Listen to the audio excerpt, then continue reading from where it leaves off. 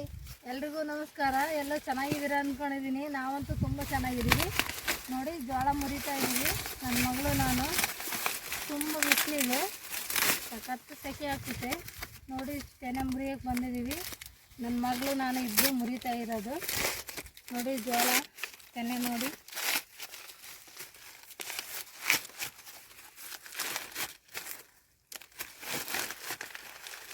ಜೋಳದ ತೆನೆ ಚೆನ್ನಾಗಿ ಬಂದಿದೆ, ಚೆನ್ನಾಗೈತೆ. ಬಿಸಿಲು ಈಗ ಸ್ವಲ್ಪ ಮಾಡೋ ಆಗಿದೆ. ಹೇಗೆ ಅನ್ನಿಸ್ತು?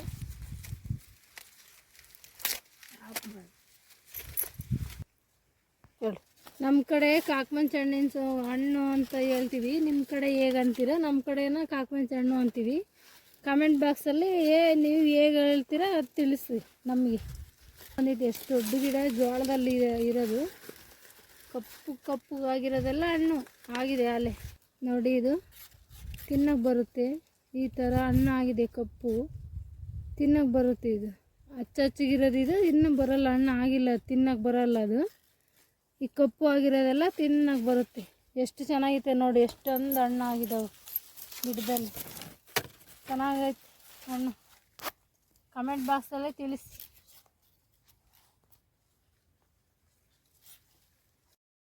ಹಾಯ್, ಇದು ಕಾಕಮಂಚ ಹಣ್ಣಿನ ಹಣ್ಣು ಅಂತೀವಿ ನಮ್ಮ ಕಡೆ. ನಿಮ್ಮ ಕಡೆ ಹೇಗನ್ನ ಹೇಳ್ತೀರ ಕಮೆಂಟ್ ಬಾಕ್ಸಲ್ಲೇ ತಿಳಿಸಿ.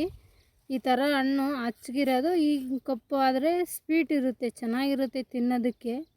ಈಗ ಕಪ್ಪು ಆಗಬೇಕು, ಹಿಂಗೆ ಹಚ್ಗಿದ್ರೆ ತಿನ್ನೋಕೆ ಚೆನ್ನಾಗಿರಲ್ಲ ಅವು. ಹಿಂಗೆ ಕಪ್ಪು ಆದಮೇಲೆ ತಿಂದರೆ ಸಖತ್ತು ಸ್ವೀಟ್ ಇರುತ್ತೆ, ಚೆನ್ನಾಗಿರುತ್ತೆ ತಿನ್ನೋದಕ್ಕೆ. ನೀವು ತಿನ್ನಿ. ನಿಮ್ಮ ಕಡೆ ಏನಂತೀರ ತಿಳಿಸಿ ಕಮೆಂಟ್ ಬಾಕ್ಸಲ್ಲಿ. ಹಾಯ್.